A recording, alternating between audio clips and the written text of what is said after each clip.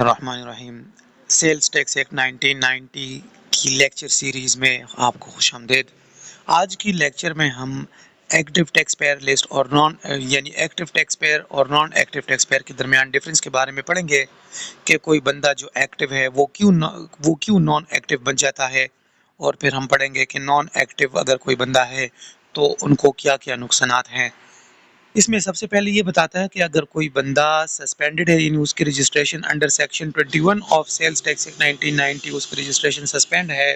یا وہ black listed ہے تو وہ نان ایکٹیو بن جاتا ہے۔ ابھی سسپینشن اور بلیک لسٹنگ کے بارے میں نے اس سے پہلے ایک ویڈیو بنائی ہے، وہ میں نے بہت ڈیٹیل سے ان دونوں کے درمیان ڈفرینس ایکسپلین کی ہے۔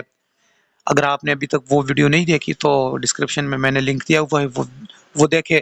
تاکہ آپ کو سسپینشن اور بلیک لسٹنگ کے درمیان ڈفرینس اور ان کی جو ڈس ایڈوانٹیجز ہے اس کے بارے میں پتہ چلے۔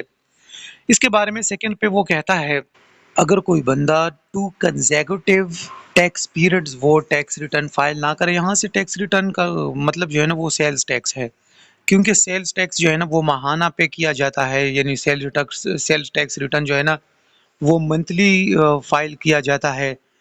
جو اگلے مہینے کا 15 تاریخ تک وہ ماہانہ جمع کیا جاتا ہے، جبکہ جو انکم ٹیکس ریٹرن ہے تو انکم ٹیکس ریٹرن جو ہے نا وہ اینولی فائل کیا جاتا ہے۔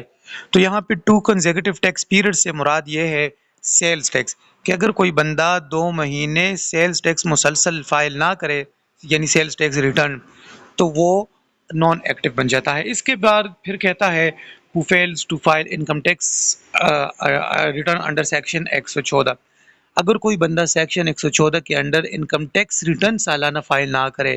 تو وہ بھی نان ایکٹیو بن جاتا ہے۔